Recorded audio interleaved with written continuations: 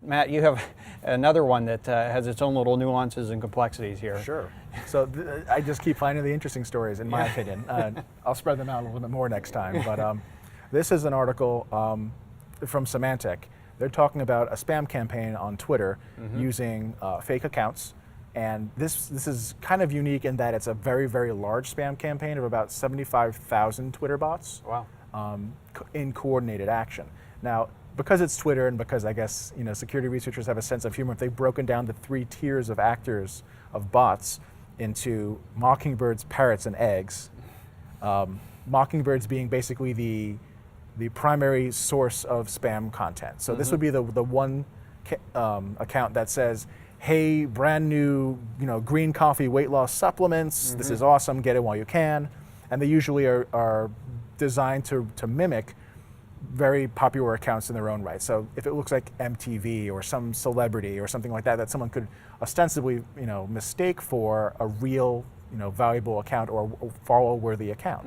So they're at the top of the chain. Then you've got parrots, which they found were almost always accounts using photographs of women that were following and retweeting that Mockingbird account. So they're basically the echo chamber for these. So as they build their own networks, they retweet this information. Other people maybe will start following them, legitimate users, and amplify that effect. And this is where the spam spreads. Right. Then you've got your eggs, which are basically just blank accounts. Then if anybody uses Twitter, you know that a blank, unset up account has an egg as its icon, which is where the name comes from. But these are sort of the backup accounts. Whenever either your Mockingbird or your parrot accounts get taken out, there's a hierarchy of progression where parrots become mockingbirds, eggs become parrots. And the vast majority of the accounts that are being used are these reserve accounts, these eggs. Something like 95% of the accounts that they found associated with this activity are just sitting around waiting to be used. Wow. Which is a huge number of fake accounts to be sort of in the wings. But it shows that the lengths that these guys are willing to go to just to send some spam about supplements. And who says there aren't creative people in this world today? I mean, seriously. Right? Yeah, so I kind of wonder to what extent this kind of thing can translate into Facebook or other social media, that and whether there are controls sufficiently in place to be able to. I think the one thing with Twitter is it tends to be a little bit more open in terms of discovery than Facebook is, at least at this point. But I'm not sure to what extent it translates. It'd be an interesting thing to think about. There's a couple of points there. One is Twitter does verify those kind of celebrity accounts. So if you're not paying attention, maybe you'll be fooled. But if you're aware of this is Celebrity A's official account, a new one shows up that says I'm Celebrity A, but it's not verified, it's not as effective. Facebook, I think they still do this. They will, if anytime you link off of the site, they'll ask you, "Are you sure you want to go to site name here?" So that's sort of will slow you down a bit and make you think, do I really want to go to this external site, even though fake celebrity told me to?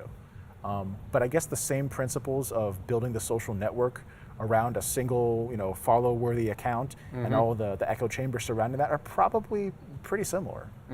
So I don't see why you couldn't do it. So any idea what the countermeasure is that Twitter's? Well, Symantec's speaking with Twitter about it. They've been working this on the back end. I think they've got a way of correlating these accounts and knowing the creator. I assume if you start changing these accounts by who registered them or where from, you can start evading those mechanisms as well. But I think social graph analysis is probably the right way to go about it, to try and figure out, have we suddenly seen, you've got a top tier account that is a little bit questionable, but all of a sudden everybody's following it and retweeting everything that they say. You might be able to suss those cores out, hopefully. I think a couple of weeks ago, maybe it was last week, you talked a little bit about CAPTCHA. Yeah. And making it into a game instead of the funky characters.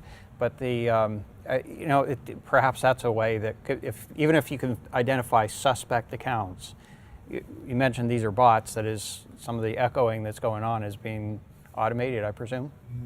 I assume so, but the thing about that is Twitter is so integrated with so many other platforms at this point, and basically the Twitter API allows you to post as somebody from TweetDeck or some other software. So I guess what I was thinking is in terms of supplementing correlation analysis. That is, once you find a suspect ones, it gives you an opportunity to put some things in. But I guess your point was well taken. If there's the intent to be able to facilitate automation, then that would put a little bit of a hiccup in things. You might be able to do it at the account creation time, so you can't just massively sign up for these things. Now, there are services out there that you can definitely pay. I was going through some of my old notes, and I noticed there's one called Death by CAPTCHA. Apparently, you can just pay someone to solve CAPTCHAs for you all day. Oh, that is true, yeah. Yeah, so I mean, It can be. they're all partial solutions. There are I always think. countermeasures for it. Okay.